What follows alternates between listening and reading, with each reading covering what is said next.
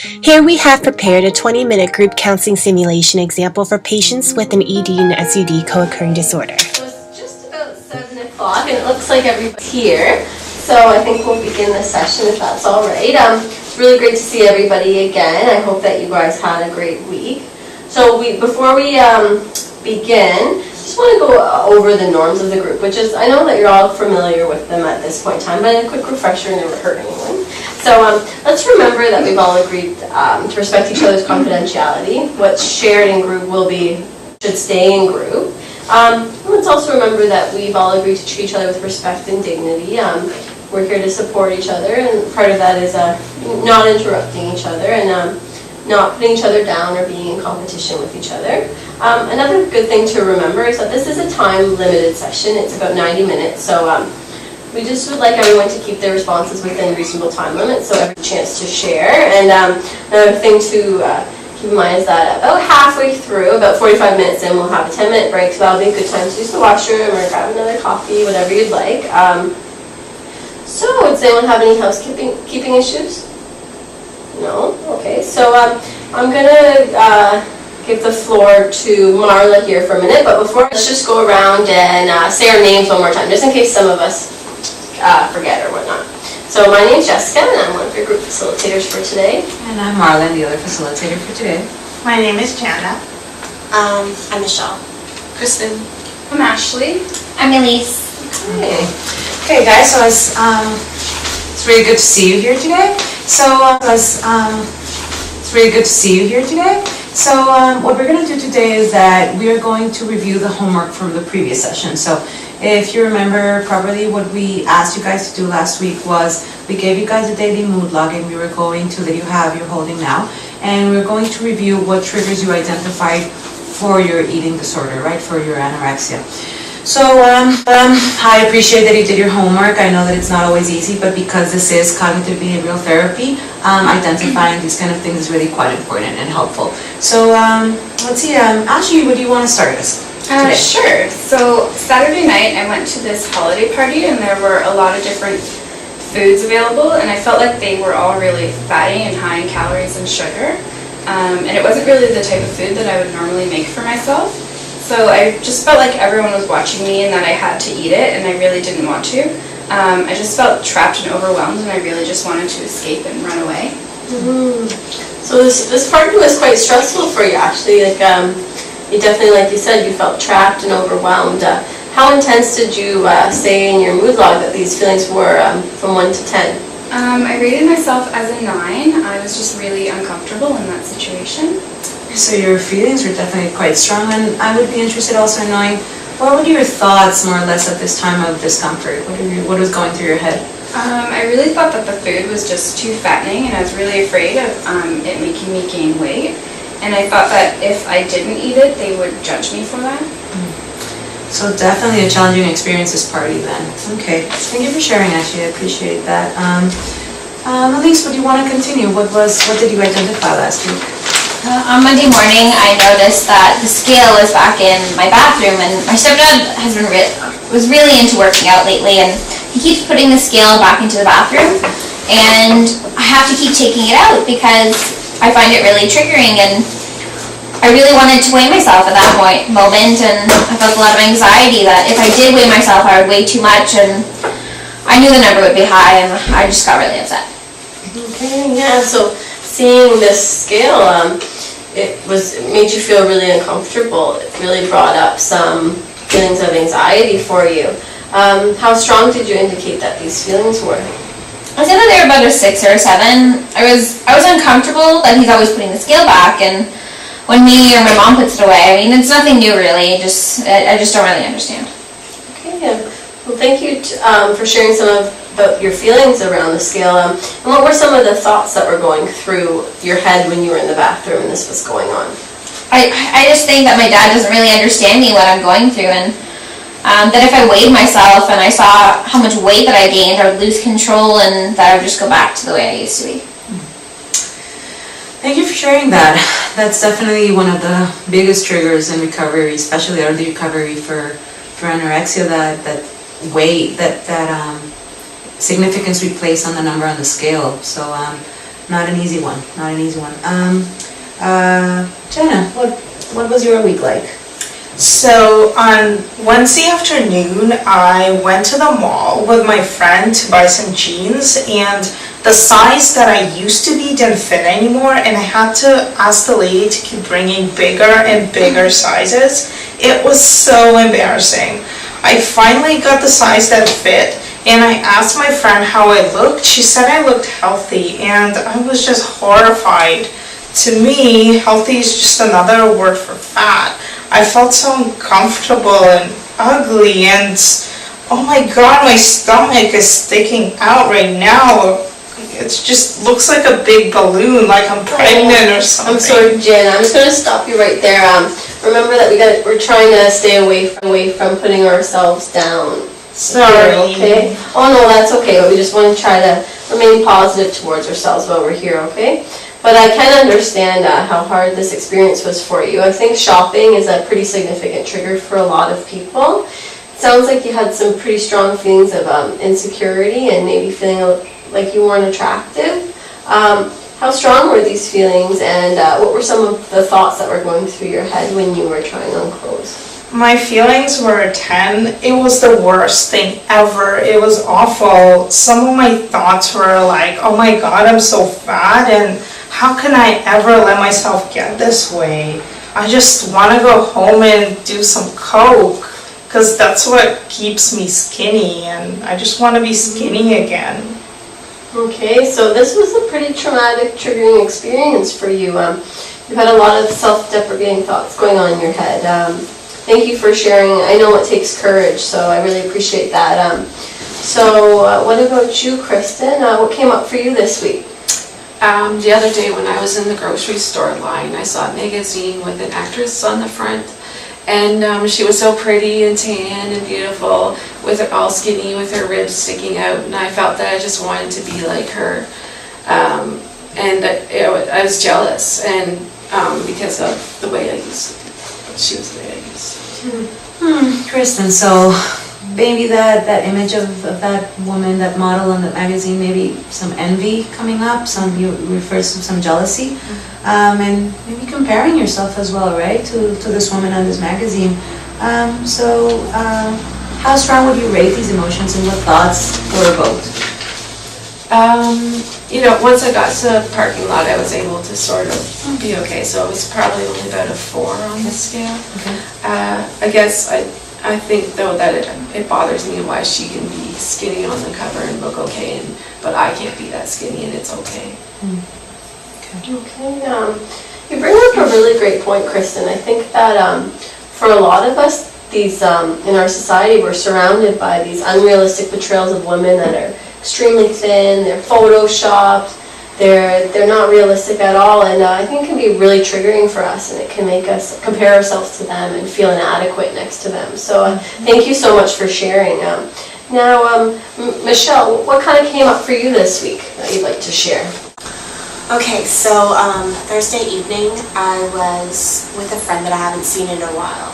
So when I saw her, she just lost a lot of weight, and for me, like, she looked amazing, but I don't know, like, she was talking about this amazing diet she has as her new routine, and she also has a new boyfriend, and she's getting tons of attention from guys.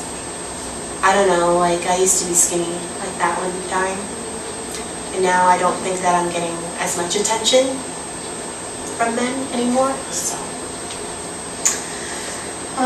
Michelle, it sounds like maybe you weren't feeling that great with that meeting with your friend, right? And I pick up some maybe unhealthy competition going on, comparing yourself quite a bit with what she looks like now, what you used to look like now, before, and where you're at now, and then some competition related to the attention with men as well.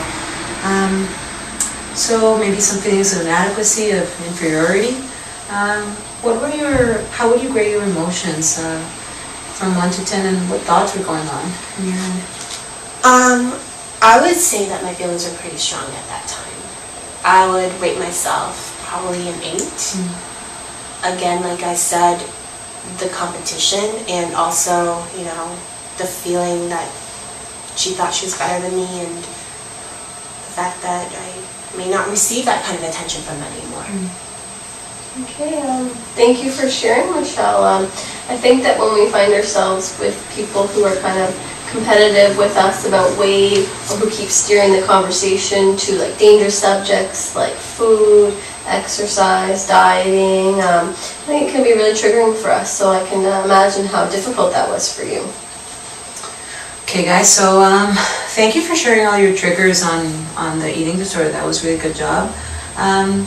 Now we would like to start brainstorming a little bit about coping skills. If you're not familiar with the term coping skills, it's actions or behaviors that we partake that are healthier and help us deal with negative emotions and negative thoughts in our daily lives. And what we're going to do is that actually our next session will be addressed specifically for coping skills. But right now, for what we want you guys to do is we're going to start thinking about what we could have done to deal with these situations, with these triggers that you guys had a little bit better. And then also we will later on identify some triggers for substance abuse. So not just the eating disorder, but things that make you want to use drugs again. All right. Okay, so Ashley, would you like to start us off? Sure. So in the future, when I go to a party or a holiday dinner, instead of going alone, I can bring someone with me. And that way I have someone with me who's supportive and aware of my struggles around eating and food, and that way maybe I'd feel more comfortable and safe in the situation, and it wouldn't be quite as stressful. Oh, that's great, actually. I think that reaching out to family members and friends, especially those that are aware of our struggles with eating, is a great coping skill, and I think that many people have found that really helpful to reduce the stress in these sorts of situations. How about you, Elise? Have you come up with a coping skill that might help you? I think that having the scale in the washroom is too triggering for right now, and I don't think I can cope with that. So I think the best thing to do is call a family meeting and just talk to everyone and tell them that I can't have the scale in the bathroom and that it's upsetting me, and I need them to keep it in their own bedrooms so that I won't see it. Okay, yeah, that's great, Elise. You brought up a really good point. I think sometimes, especially when we're in the early time of our recovery process, some triggers are just too hard for us to cope with. By talking to your stepdad and asking him to take the scale out, you're removing the trigger, and I think that's an excellent coping skill within itself. So thank you for sharing. What about you, Jana? Have you come up with a coping skill that might help you? Next time I'm in the mall buying clothes and I find myself thinking negative thoughts and putting myself down, I will try to stop myself and recognize that I'm putting myself down. I could try and have more realistic expectations for my weight. So next time I'm in the mall buying clothes, I find myself thinking these negative thoughts and putting myself down, I will try to stop myself and recognize that I'm putting myself down. And I could try and have more realistic expectations for my weight and changing my thinking, making it more healthy, and repeating some positive affirmations such as I'm hot, I'm more than just my weight, and I'm superwoman. Jana, that's excellent. Actually, positive affirmations have a great positive impact in changing our distorted thinking and the way we feel about ourselves. So that's excellent, and you recognizing your beauty and your worth beyond the weight. Positive affirmations are a really good tool. So awesome work, Jana. Thank you. So let's see, Kristen, what could you do next time we're at the grocery store to help you cope a little bit better? I think the next time I'm in a grocery store, I can just try to slow down a little bit so I don't have automatic reactions to the magazine covers and the skinny models and everything. I can try doing this by deep breathing or just taking a moment just to stop if I get carried away with when I start comparing myself to the unrealistic sort of approach.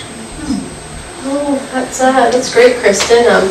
Deep breathing and slowing down is definitely a great way to stop those knee-jerk reactions, those automatic reactions that aren't always the most healthy, and get us thinking more rational thoughts. So I'm glad you brought that up.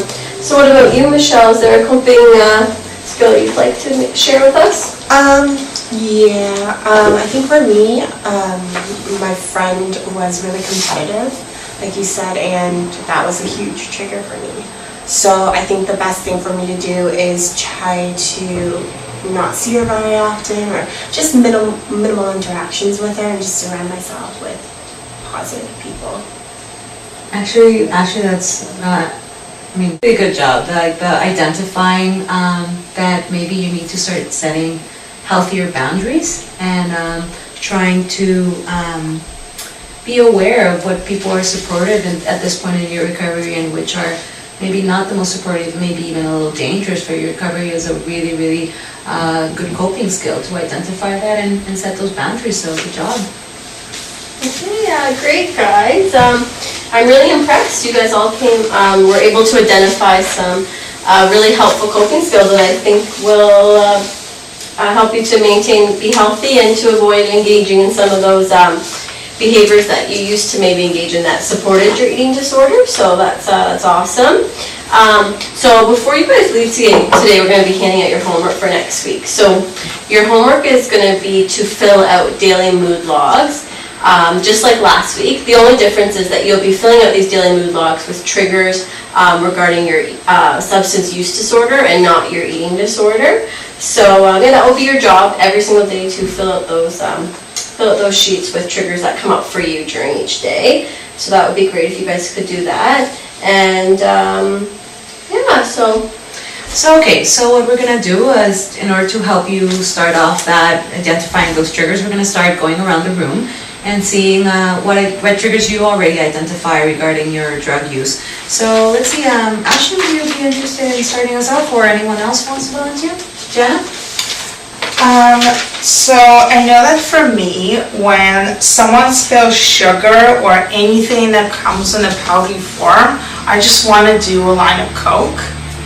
And because that's my drug of choice, I find that very triggering. That's good. So white powder is a visual cue that kind of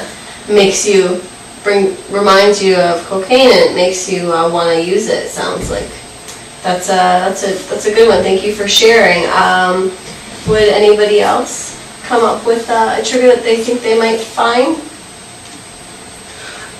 For me, I guess with that friend, like when I'm with friends that drink, it makes me more prone to want to drink. Yeah, Michelle, actually, usually hanging out with people that you used to use with or drink with is a very common trigger, so identifying that is a big step. And yeah, a lot of times it's really hard to be with those friends and not use, right? Anyone else want to share? I'll go. Okay. Well, I work in sales, and I often have to take clients out for meals, and usually that involves beer and drinking wine. There's always alcohol around, it seems, at these meetings. And I find it really hard not to drink them. I feel like it really negatively impacts my working relationship with my clients. Okay, yeah. Thank you, Ashley. I think that situations where we feel there's pressure to drink or there's an expectation to drink can be really challenging. So thank you for bringing that up. How about you, Elise? Any triggering situations you think you might encounter over the next week? My stepdad really makes me angry, especially when he puts a scale in the bathroom, but I really want to smoke pot because I find it's the only thing that calms me down and makes me feel better. Yeah, Lisa, you are identifying like the use of substances like pot in this case to deal with those negative emotions that come up and how we used to do that, right? So I think identifying that it's a very common trigger, and it's a really good insight from your side. Kristen, what are some of the things that make you want to go back to drugs? I find when I hear certain kinds of music, I really want to do drugs. So like when I hear Bob Marley, I always just want to do a big fat joint. Okay, thank you, Kristen. Yeah, I think music can remind us of a certain substance, and they can also put us back into that period when we used to do the substance, so that can be really triggering. I think that's a common one, thanks. Okay guys, so again, great job in identifying like quickly these triggers. We will hand out daily mood logs in a sec. And just like you did with the substance use, it's just identifying triggers for, in this case, for the eating disorder. This week we're gonna work on the substance abuse. But I really appreciate all the effort you're putting in. Great job, and I hope this week is a little bit easier than last. Thanks, guys. Well, thank you. Hope to see you all next week.